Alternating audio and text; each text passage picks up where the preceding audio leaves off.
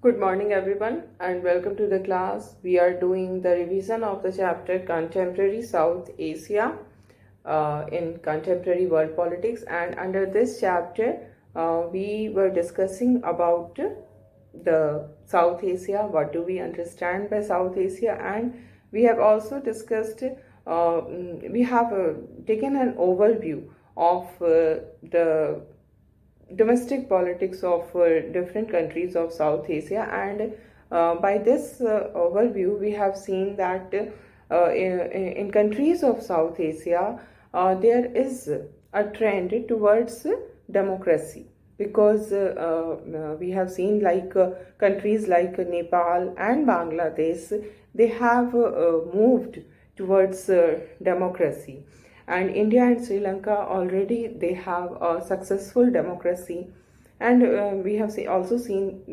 smaller countries like Bhutan and Maldives. There is also pro-democratic moves are happening, like multi-party system has been started, the monarchy has become constitutional. So all these changes are coming, which is pro-democratic. And moreover, in case of Pakistan also, we are seeing that in the recent years, it has shown a kind of stability in democratic government. So in this way, we can say that the whole South Asia, the complete region, is now moving towards the process of democratization. And in this regard, we have also discussed about the result of a survey which was done of the people of South Asia. Through this survey, it was concluded that almost 88% of the population in the complete region of South Asia, 88% of the people are of the opinion that democracy is suitable for their country. And likewise, we have also discussed, according to that survey, there are overall 62% of people in South Asia who consider that democracy is preferable, and 10% of the people feel in the whole region of South Asia that dictatorship is better. Sometimes dictatorship should be there. Only 10% of the population is of this kind of view, and the remaining 28% of the population are of the opinion that it doesn't matter to them what kind of government is there. So we can say that the whole region is moving towards the process of democratization. And in this regard, we were discussing a report of United Nation Development Program, जो कि जिसको हम Human Development Report कहते हैं, HDR. और in that report we were seeing the different heads के अंदर हम देख रहे हैं कि किस तरह का डेवलपमेंट हुआ है साउथ एशिया के जो कंट्रीज हैं उनमें. And we have discussed about the life expectancy at birth, and in this we have seen कि जो वर्ल्ड का लाइफ एक्सपेक्टेंसी है दैट इज 72.2 ईयर्स. और अगर हम साउथ एशिया की कंट्रीज़ को देखते हैं तो वी फाइंड कि जो पाकिस्तान श्रीलंका है वहाँ पर जो लाइफ एक्सपेक्टेंसी है वो वर्ल्ड की लाइफ एक्सपेक्टेंसी से ज़्यादा है. It is 75.5 years in Sri Lanka. Then in Bangladesh also it is high, like 72.8%. So likewise there are other criteria also in which we can compare what is the condition prevailing in the whole world, then what is the condition prevailing in the developing countries, then in South Asia, then in different countries of South Asia. There are different categories like adult literacy rate. In this also we find कि जो world का rate है वो 82% है, और developing countries में ये घट करके 81% होता है. And if we see the countries of South Asia, it comes down to 68.7%. And if we see different countries in this regard also we see कि Sri Lanka is it has the highest percentage of population regarding adult literacy. It is 91.2% in Sri Lanka, and then in Bangladesh it's 72%. In India it's 69%. So likewise we will see that so many criteria are there which are important for human development. Okay, these are the criteria which are not related to economic development. These are related to human development. Then gross enrollment ratio है, then GDP per capita, क्या हमारा GDP है per capita, that is also important. And then infant mortality rate, TB cases, TB जैसे जो tuberculosis disease होते हैं वो पर 1000 कितने लोगों को है. अगर हम लोग ये देखिए पर लाख कितने लोगों को है टीबी का जो मैटर है, जो टीबी के केसेस हैं, तो वो देखते हैं कि पूरे वर्ल्ड में ये 140 people out of 1 lakh people are infected with this disease tuberculosis. अगर वही हम डेवलपिंग वर्ल्ड को सिर्फ देखें तो डेवलपिंग वर्ल्ड में ये जो 140 अभी हमने देखा वर्ल्ड के कॉन्टेक्स्ट में, वो बढ़कर के 164 हो जाता है. और फिर अगर हम इसको साउथ एशिया में देखते हैं तो ये बढ़कर के 206 हो जाता है. तो व्हाट वी सी कि जैसे जैसे हम अपने जो स्टडी है, अपनी जो हमारे पास जो डेटा है, उसको जैसे जैसे हम पर्टिकुलर रीजन की तरफ बढ़ रहे हैं, ये नंबर बढ़ता जा रहा है. जो इन्फेक्टेड पीपल है पर 1 लाख पीपल, जो इन्फेक्टेड लोगों का नंबर है वो बढ़ता जा रहा है. अगर पूरे वर्ल्ड के कॉन्टेक्स्ट में हम देखते हैं कि ये जो परसेंटेज है दैट इज़ 140, अगर तो वो डेवलपिंग में वो 164 हो जाता है, साउथ एशिया में 206 हो जाता है. और उसके बाद अगर हम साउथ एशिया के डिफरेंट कंट्रीज़ को देखें तो इसमें बांग्लादेश में जैसे 221 है, देन इंडिया में 211 है जो कि बहुत हाई रेट है, देन नेपाल में इट्स 154, पाकिस्तान में 268, and again in Sri Lanka it is the lowest that is 65. तो ये सब कुछ हमने हम डिस्कस कर लिया हमने. अब now we will move to new topic and that is the military and democracy in Pakistan. Pakistan का जो इंटरनल पॉलिटिक्स है, अब हम उसको डिस्कस करेंगे कि वहाँ पर उस इंटरनल पॉलिटिक्स के अंदर क्या कुछ हुआ after the independence. So we all know that Pakistan got independence in the year 1947, and then the making of the constitution was also going on, and the new constitution of the country was made, and there we find that General Ayub Khan, when Pakistan framed its first constitution, at that time General Ayub Khan took over the administration of the country. And after taking over the administration of the country, he got himself elected. Means it's a tendency, because we can say जो present time है, this is the time of democracy. Every country wants to prove that it's a democratic country. Every country claims that it's a democratic country, and in order to prove itself as a democratic country, what is done? Elections are done. Though in many of such cases जहाँ पर सिर्फ claim किया जाता है कि वो एक democratic country है, what happens that elections are not really free and fair. Election is just a way to show to the world that we have a democratic government. So that same thing happened in Pakistan also, when General Ayub Khan took over the administration. After that he got himself elected, उन्होंने election कराया, and इस तरह के जब भी election होंगे कि एक किसी ने टेक ओवर कर लिया है और then वो election करा रहा है, तो वो election कभी भी free and fair नहीं होंगे.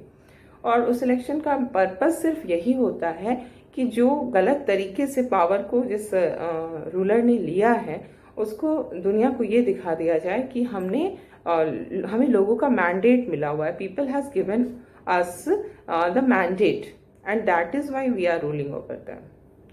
तो इसी तरह से जनरल अयूब खान ने ये सब कुछ किया and then what we see कि उसको बहुत दिनों तक वो पावर में नहीं रह सके, उनको छोड़ना पड़ा, अपने ऑफिस को छोड़ना पड़ा, because there was popular dissatisfaction against his rule.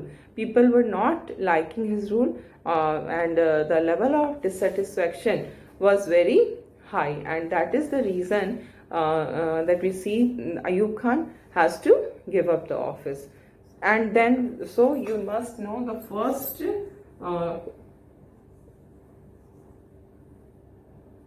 General Ayub Khan.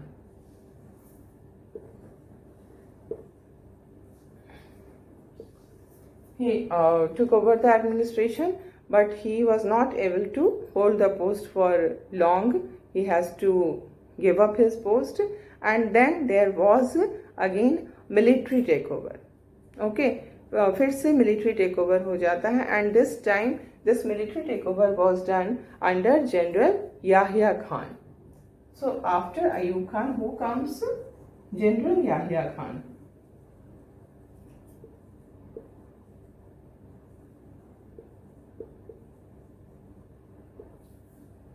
And what we see कि ये जो याह्या खान आते हैं, याह्या खान वॉज उनका ये रूल जो था वो मिलिट्री रूल था, और इसी समय में पाकिस्तान जो है वो बांग्लादेश क्राइसिस जो आया, we have discussed about Bangladesh crisis earlier also, है ना, जब 1971 में बांग्लादेश की प्रॉब्लम्स जो थी वो, at that time it was not Bangladesh, it was eastern Pakistan.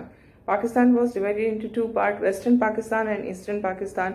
तो ईस्टर्न पाकिस्तान के जो लोग थे उनके साथ काफ़ी मतलब अच्छा नहीं होता था, इल ट्रीटमेंट होता था, दे वर एक्सप्लॉइटेड, उनके कल्चर को, उनको लैंग्वेज को हर तरफ से क्रश किया जा रहा था. तो इस सब के अगेंस्ट में वहाँ पर एक मूवमेंट स्टार्ट होता है जिसमें कि फेडरलिज्म की डिमांड की जाती है. और जब वो फेडरलिज्म की डिमांड करने वाली जो पार्टी थी, दैट वाज अवामी लीग, वो उसके बाद इलेक्शंस होते हैं और अवामी लीग को मेजॉरिटी मिलती है, फिर भी अवामी लीग की गवर्नमेंट को वहाँ फॉर्म होने नहीं दिया जाता है. उसके बाद वहाँ जो डिमांड थी कि हमें फेडरलिज्म की डिमांड थी, वो एक इंडिपेंडेंट कंट्री की डिमांड में चेंज हो जाती है. And then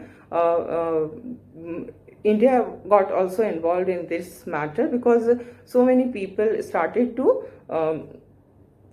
come to our country as refugee, because we have the Bangladesh, the Eastern Pakistan was the neighboring country. तो बहुत सारे लोग जो हैं वो वहाँ से रेफ्यूजी के तौर पे हमारी कंट्री में आने लगते हैं, और इतने ज़्यादा नंबर ऑफ पीपल जो आए, जो रेफ्यूजी आए, उनका नंबर इतना ज़्यादा था कि India was not able to manage them, and that is the reason कि इंडिया को इसमें इन्वॉल्व होना पड़ा, और इंडिया ने ईस्टर्न पाकिस्तान का साथ दिया against western Pakistan. So the problem was between western Pakistan and eastern Pakistan, but in this problem India got involve because of the refugees, problem of refugee, और इस कारण से इंडिया ने ईस्ट पाकिस्तान को साथ देना स्टार्ट किया. और इसी सब के कारण ये जो 1971 का वॉर होता है, that war started because of this. और इस वॉर में क्या होता है, इस वॉर के समय में जो वहाँ के हेड होते हैं, मिलिट्री रूलर जो होता है पाकिस्तान का, वो है याह्या खान. ठीक है, और ये जो वॉर था उसमें it was a defeat for Pakistan, because एक तो उनका एक पार्ट उनसे अलग हो गया, ईस्टर्न पाकिस्तान अलग होकर के एक नई कंट्री बन जाती है. एंड देन दूसरी चीज़ ये हुई कि पाकिस्तानी जो मिलिट्री थी उनको इस वॉर में सरेंडर करना पड़ा था. इंडिया ने प्रिजनर्स ऑफ वॉर बनाए थे, 95,000 प्रिजनर्स ऑफ वॉर थे इंडिया के पास, पाकिस्तानी, जिनको कि बाद में छोड़ दिया गया था. तो ये जो थी इस वॉर में पाकिस्तान जो थी वो पूरी तरह से डिफीट हुई थी. And then we see this war of 1971 was a setback for Yahya Khan, क्योंकि इतनी बड़ी डिफीट याह्या खान को झेलनी पड़ी, एक पार्ट उससे अलग हो गया. तो इसके बाद क्या हुआ, वहाँ पर पाकिस्तान में वहाँ की डोमेस्टिक पॉलिटिक्स में भी चेंजेस आते हैं, और एक इलेक्टेड गवर्नमेंट जो है वो वहाँ पर अपना पावर में आती है, गवर्नमेंट फॉर्म करती है in the year 1971। From 1971 to 1977 ये जो पीरियड है, इस समय में पाकिस्तान में इलेक्टेड गवर्नमेंट जो है उसका रूल होता है। और उस इलेक्टेड गवर्नमेंट में कौन है leader? The leader is Zulfikar Ali Bhutto.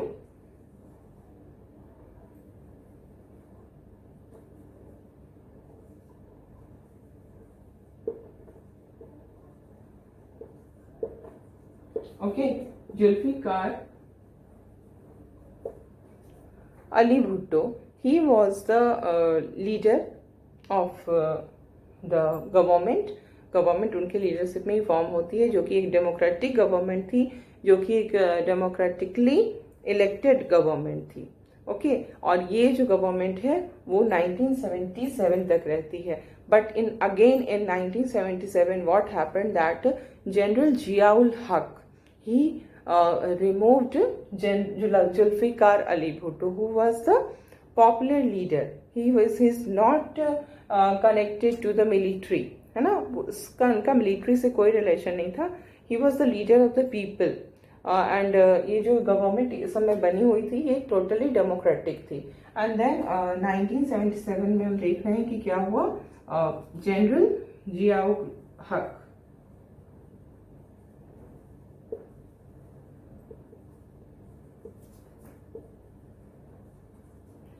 General Ziaul हक ने भुट्टो को रिमूव करके पावर को अपने हाथ में ले लिया। Okay, and but what we see कि people were becoming aware in Pakistan and people started a type of, we can say, a pro-democracy movement was started in Pakistan from year 1982। 1977 में वो रूल में आते हैं और 1982 से पाकिस्तान में एक प्रो डेमोक्रेटिक मूवमेंट जो है वो स्टार्ट हो जाता है। और फिर से इसी प्रो डेमोक्रेटिक मूवमेंट का ही ये फल था, ये परिणाम था, ये कंसिक्वेंस था कि एक डेमोक्रेटिकली इलेक्टेड गवर्नमेंट जो है वो फॉर्म होती है 1988 में under the leadership of Benazir Bhutto. And this Benazir Bhutto was the daughter of Zulfikar Ali Bhutto. ठीक है, तो ये जुल्फिकार अली भुट्टो की बेटी ने ही आखिर में 1988 में पावर को अपने हाथ में लिया। तो यहाँ पर जो एक इम्पॉर्टेंट चीज़ है हमारी वो ये है कि 1982 से पाकिस्तान में प्रो डेमोक्रेटिक मूवमेंट स्टार्ट होता है।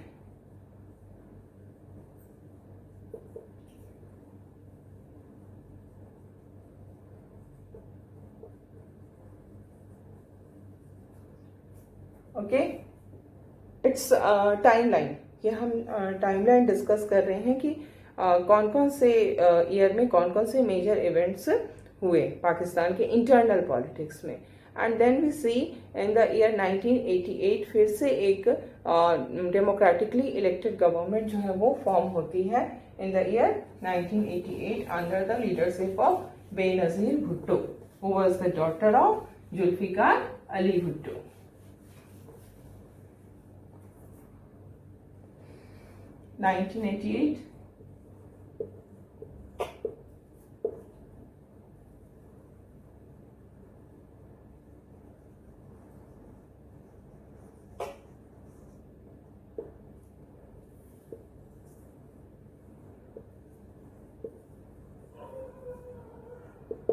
Democratically elected government under the leadership of Benazir Bhutto।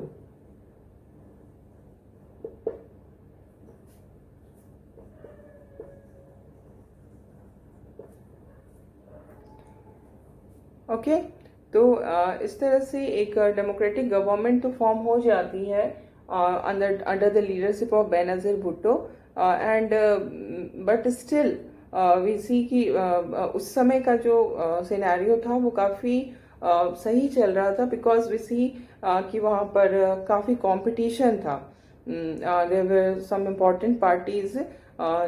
जो बेनजीर भुट्टो की पार्टी थी उसका नाम था PPP, Pakistan people's party. The party to which Benazir Bhutto belonged was Pakistan people party.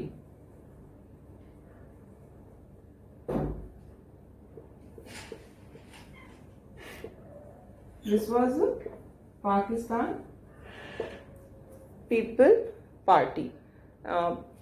Then we see there was another party also, and that was Muslim League. Okay, so there was a competition between these parties, Muslim League and this Pakistan People's Party. Okay, so democratically elected government जो थी, elections भी हो रहे थे, हालांकि 5 years complete नहीं हो पाता था, बीच में election हो जा रहे थे, still democracy जो था वो था, it was there, ठीक है. But everything changed in the year 1999. What happened in the year 1999? That one General Pervez Musharraf, he usurped the power. He removed Prime Minister Nawaz Sharif and took over the control of the government and administration. So in the year 1999, Nawaz Sharif was the president of Prime Minister of Prime Minister of Pakistan, और उनको हटा करके मुशर्रफ जो थे, general Musharraf, Parvez Musharraf, वो बन जाते हैं वहाँ के रूलर पाकिस्तान के. एंड फिर से पाकिस्तान में आर्मी रूल जो है वो 1999 से आ जाता है under the military rule of general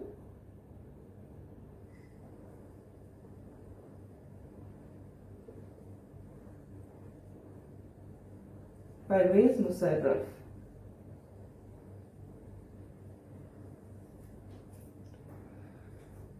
And we see कि under the leadership of Pervez Musharraf elections were also held.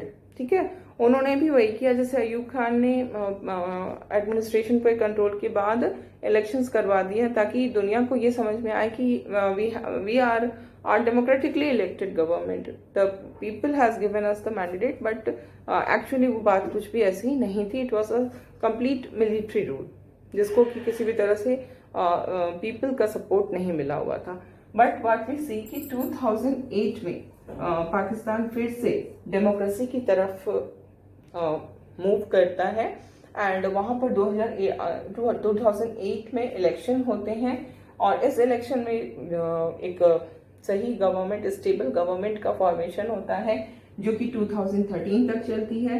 And then again 2013 में इलेक्शन फिर से होते हैं, और ये 2018 में तक चलती है गवर्नमेंट, और फिर 2018 में इलेक्शन होते हैं. तो ये जो हम सक्सेसिव 3 इलेक्शंस देख रहे हैं पाकिस्तान में फ्रॉम 2008 टू 2018 के बीच में 3 इलेक्शन हुए, और तीनों इलेक्शन से जो गवर्नमेंट का फॉर्मेशन हुआ वो स्टेबल गवर्नमेंट रही. उन्होंने उस गवर्नमेंट ने 5 इयर्स अपने कंप्लीट किए. ये हम कह सकते हैं कि ऐसा पहली बार हुआ पाकिस्तान की हिस्ट्री में कि एक इलेक्शन के बाद गवर्नमेंट का फॉर्मेशन होता है, और वो गवर्नमेंट अपने 5 इयर्स कंप्लीट करती है, देन फिर से इलेक्शन होता है, फिर से गवर्नमेंट का फॉर्मेशन होता है, और वो नई गवर्नमेंट फिर से 5 इयर्स कंप्लीट करती है, फिर से इलेक्शन होते हैं. और 2018 में जो इलेक्शन हुआ उसमें जो हमारे क्रिकेटर थे जिनको कि we all are aware of him, Imran Khan becomes the prime minister, और उनकी जो पार्टी है वो पाकिस्तान तहरीक इंसाफ, पीटीआई, ये उनकी पॉलिटिकल पार्टी का नाम है, पाकिस्तान तहरीक इंसाफ पार्टी, जिसको मेजोरिटी मिलती है और उनका गवर्नमेंट फॉर्मेशन होता है. तो ये एक बहुत बड़ा डेवलपमेंट है. It's a big achievement not only of Pakistan, but it's an achievement of democracy. It is the victory of democracy. जो कंट्री आज तक हम देख रहे हैं कि स्टेबिलिटी नहीं रही, जहाँ पर ये ट्रेंड रहा है कि जो भी डेमोक्रेटिकली इलेक्टेड गवर्नमेंट है उसको जो मिलिट्री के हेड होते हैं, जनरल होते हैं, वो कूप करके या अपने पावर को यूज करके सरकार के पावर को अपने हाथ में ले लेते हैं, यूसर्व कर लेते थे. ये ट्रेंड वहां पे रही थी. तो ये एक बहुत बड़ा अचीवमेंट हम कहेंगे कि इससे ये पता चल रहा है कि really the whole region of South Asia is moving in the direction of democracy. So this is all about the internal politics of Pakistan or domestic politics of Pakistan. What is the process of democratization in Pakistan? Everything is done, and now we will switch to another topic, and that topic is what are the factors which contributed to Pakistan's failure in building a stable democracy. आखिर क्या reason है कि हम जो पीछे से हमने देखा कि कभी भी वहाँ पे स्टेबल गवर्नमेंट नहीं फॉर्म हो पाया, स्टेबल डेमोक्रेसी जो है वो स्टेबल फॉर्म में नहीं इस्टेब्लिश हो पाई. आखिर उसके पीछे क्या रीज़न है, what are the reason? So we will now discuss some of the important regions.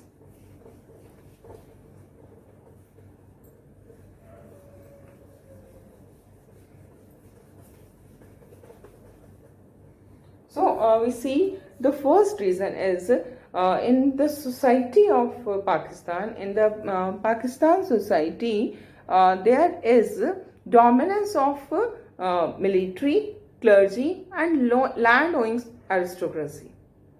Okay, society के अंदर जो है वो लैक ऑफ इक्वालिटी है. आज भी सोसाइटी जो है वो इनइक्वालिटी के बेसिस पे चल रही है, जहाँ पर जो मिलिट्री है, जो क्लर्जी है, क्लर्जी जो रिलीजियन से रिलेटेड लोग हैं, देन लैंड ओइंग एरिस्टोक्रेट्स जो हैं, उनका इन्फ्लुएंस बहुत ज़्यादा है, उनका डोमिनेंस जो है वो बहुत ज़्यादा है. और इस कारण से कई बार जो हमने देखा कि डेमोक्रेटिकली इलेक्टेड गवर्नमेंट को हटा करके वहाँ पे मिलिट्री रूल आ जा रहा था, उसके पीछे ये बहुत बड़ा रीज़न है. तो first reason why there is military, why there is lack of stable democracy, why democracy is not stable in Pakistan. What are the factors which are responsible for unstable democracy in Pakistan? The answer is the first, in this answer, the first point will be the social dominance.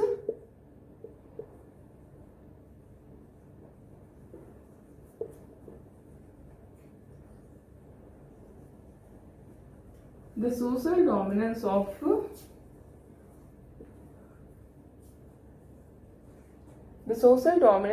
clergy, military,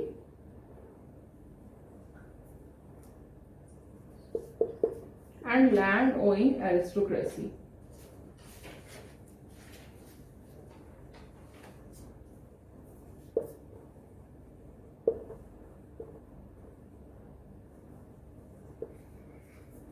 and because of this we see कि many times military rulers जो हैं वो overthrow करके elected government को अपना establish कर लेते हैं.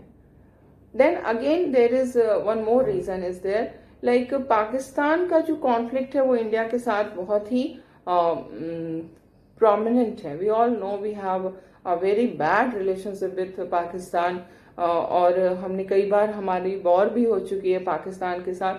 तो इस कारण से क्या होता है कि ये जो इंडो पाक बैड रिलेशनशिप है, इसके कारण भी जो मिलिट्री ग्रुप्स हैं वो पावरफुल बन जाते हैं, क्योंकि इनको ये लगता है कि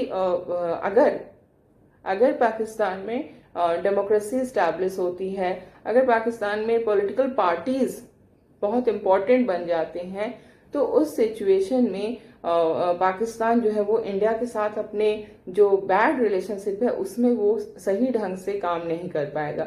अगर पावरफुल मिलिट्री रूल पाकिस्तान में होता है, तभी वो इंडिया के साथ अपने रिलेशन को सही ढंग से कैरी कर पाएगा. अगर डेमोक्रेसी हो जाएगी, पॉलिटिकल पार्टीज का इम्पोर्टेंस हो जाएगा, तो फिर इंडिया के साथ वो सही से डील नहीं कर पाएगा. That is also one of the reason. So we can write what is the reason for unstable democracy? Bad relationship with India.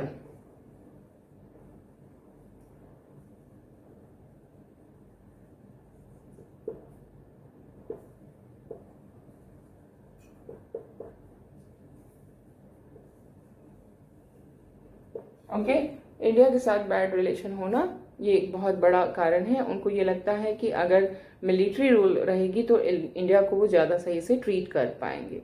Okay, and we see कि there are some other reasons also. We will discuss these other reasons in the next class.